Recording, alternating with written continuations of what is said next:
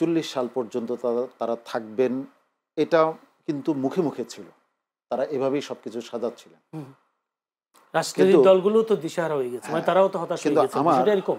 আমি অনেকদিন আগে একটা ফেসবুক পোস্ট দিয়েছিলাম যে রাতের ভোট যেবার হলো, তখন আমি বললাম যে অনেক মানুষের বুকের আর্তনাদ বৃথা যায় না, এবং অপেক্ষা করছিলাম যে সেটা কি আমি আমার জীবদ্দশায় দেখতে পাবো। কারণ হায়াত মৌতের কথা কেউ জানে না।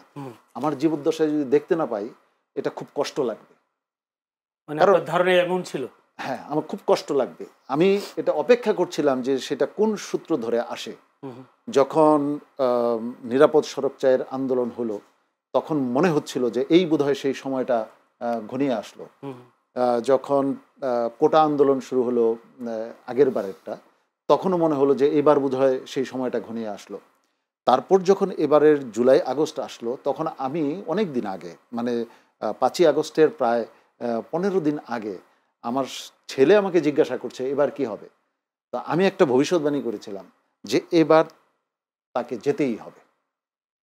কিসের ভিত্তিতে? এটা আমার ক্যালকুলেশন ছিল যে যেভাবে সকল আগে থেকে কোনো ধরনের পরিকল্পনা আপনারা জানতেন কি? না না, ওইটা না। সকল মানুষের যে মানে এটাকে কি বলে, পালস থেকে এটা বোঝা যাচ্ছিল যে এইবার একটা এসপার হবে।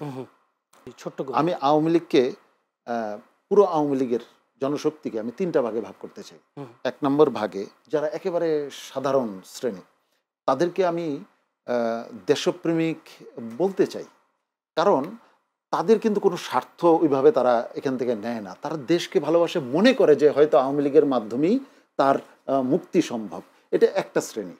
আরেকটা শ্রেণী হলো, মৌচাকে দেখবেন যে মৌমাছি যেভাবে লেপ্টে থাকে, এরকম ওই শ্রেণীটা হইলো স্বার্থের জন্য দলের মধ্যে যেভাবে লেপ্টে থাকে, এরা হচ্ছে স্বার্থান্ধ শ্রেণী।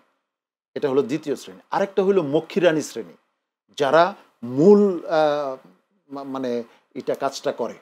তো মক্ষীরানী শ্রেণী পালিয়ে গেছে, এবং স্বার্থান্ধ শ্রেণীরও অনেক বেশি অংশই পলাতক আছে, দেশের মধ্যেই পলাতক আছে।